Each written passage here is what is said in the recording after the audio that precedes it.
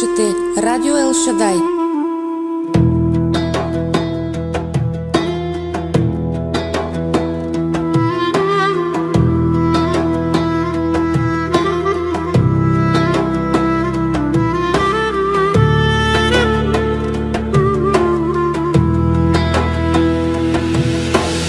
Света гори, а ние спим.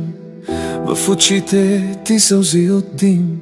Децата ти се лутат в мрак, а ти все чакаш техния знак. Сърцата ни от камък лед, забравихме Твоя завет. Обичаме света, Тебе, Господи, Те забравихме и пак Те разпъваме. Бог на небесата,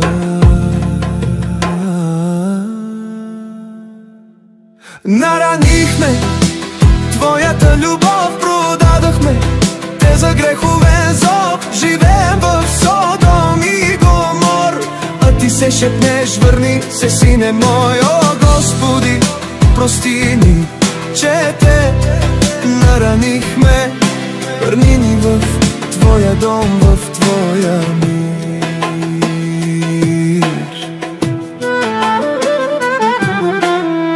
Песни пеем, но без дух, думите ни празен звук. Църквите са пълни с шум, а ти стоиш отвън и чакаш пак. Кръвта ти плаче от кръста днес за народ, забравил небесен зов, а времето свършва. Господи, прости ни. Наранихме Твоята любов, продадохме Те за греховен зов. Живеем в Содом и Гомор, а Ти все шепнеш: върни се, сине мой. О, Господи, прости ни, върни ни в Твоя дом, в Твоя мир.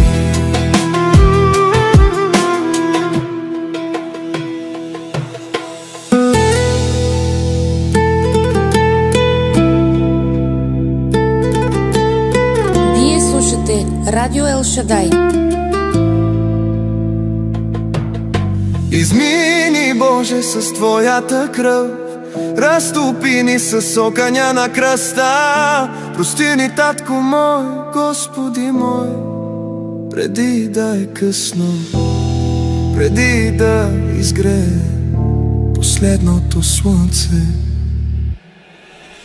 Моля Те, прости ни, Господи, и ми казваш: върни се, сине мой. О, Боже, върни ни при Тебе.